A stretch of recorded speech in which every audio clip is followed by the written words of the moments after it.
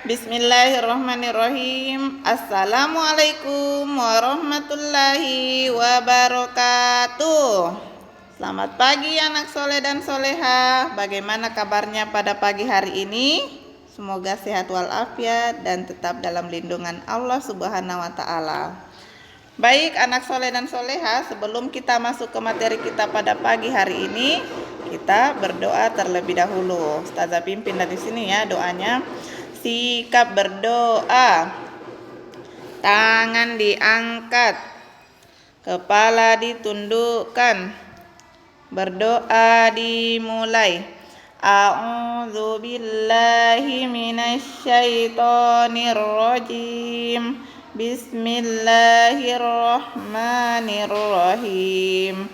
Rabbi zidni ilman warzuqni fahman. Ya Allah, limpahkanlah kepadaku ilmu dan pemahaman yang baik. Amin ya robbal alamin. Baik anak soleh dan soleha, untuk materi kita pada pagi hari ini adalah masih pada tema 2, selalu berhemat energi. Subtema 1, sumber energi. Nah, hari ini fokus pembelajaran kita adalah IPS. Tujuan pembelajaran. Adapun tujuan pembelajaran kita, yang pertama, melalui penjelasan guru, siswa dapat mengelompokkan sumber daya alam dan pemanfaatannya dengan tepat.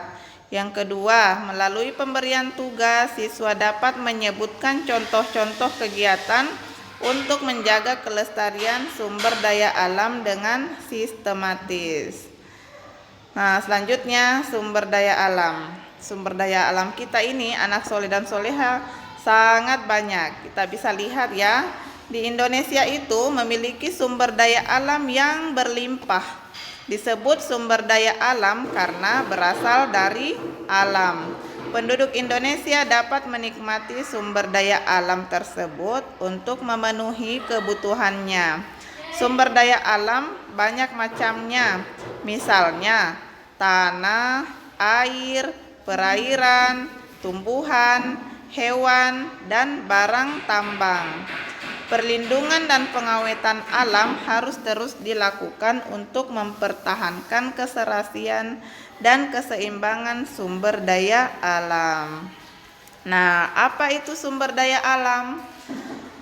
Kita lihat pengertian sumber daya alam.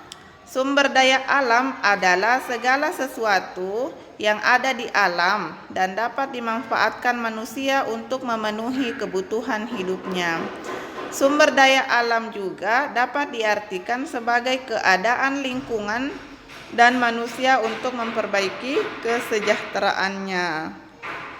Nah, anak soleh dan soleha, sumber daya alam ini terbagi menjadi 2 bagian.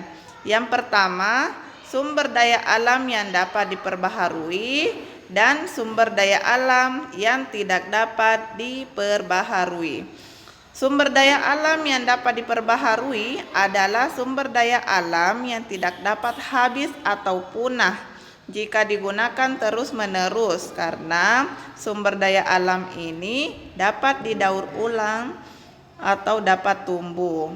Sedangkan sumber daya alam yang tidak dapat diperbaharui adalah sumber daya alam yang dapat habis atau punah jika digunakan berulang-ulang, karena sumber daya alam ini terbatas dan tidak bisa diperbanyak atau dikembangbiakkan. Nah, selanjutnya kita lihat apa contoh sumber daya alam yang dapat diperbaharui dan sumber daya alam yang tidak dapat diperbaharui.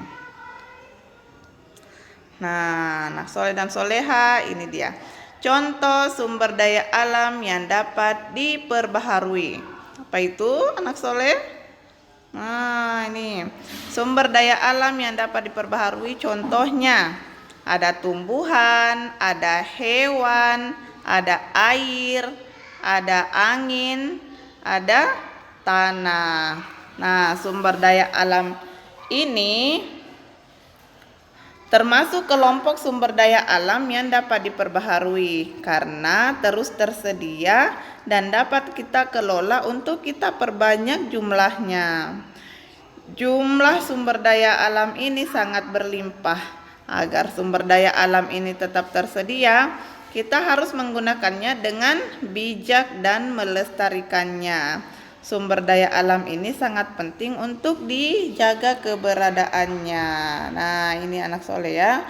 Sumber daya alam yang dapat diperbaharui harus dijaga dan dilestarikan agar tidak punah atau tidak habis. Nah, sedangkan contoh sumber daya alam yang tidak dapat diperbaharui. Nah, kalau contoh sumber daya alam yang tidak dapat diperbaharui, ini dia contohnya. Ada minyak tanah, ada batu bara, kemudian ada emas, ada besi, nah, dan berbagai tambang, termasuk ke dalam kelompok sumber daya alam yang tidak dapat diperbaharui. Mengapa demikian? Karena jumlahnya sangat terbatas. Untuk menghasilkan minyak bumi diperlukan waktu yang sangat lama. Oleh sebab itu, kita harus hemat menggunakan sumber daya alam ini. Nah, termasuk hemat energi anak soleh dan soleha, misalnya hemat listrik, kalau hemat air dan sebagainya, itu termasuk dalam sumber daya alam. Nah, sampai di sini kita lihat manfaat sumber daya alam. Apa manfaatnya sumber daya alam ini? Sangat banyak. Yang pertama, menjaga keseimbangan dan kelestarian alam.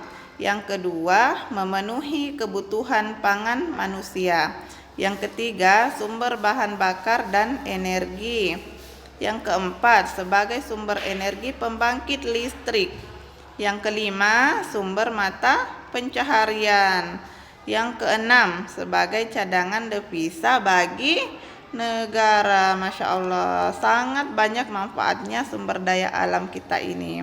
Makanya kita harus menjaga dan melestarikannya anak soleh dan soleha. Baik, sampai di sini anak soleh dan soleha, materi kita pada pagi hari ini.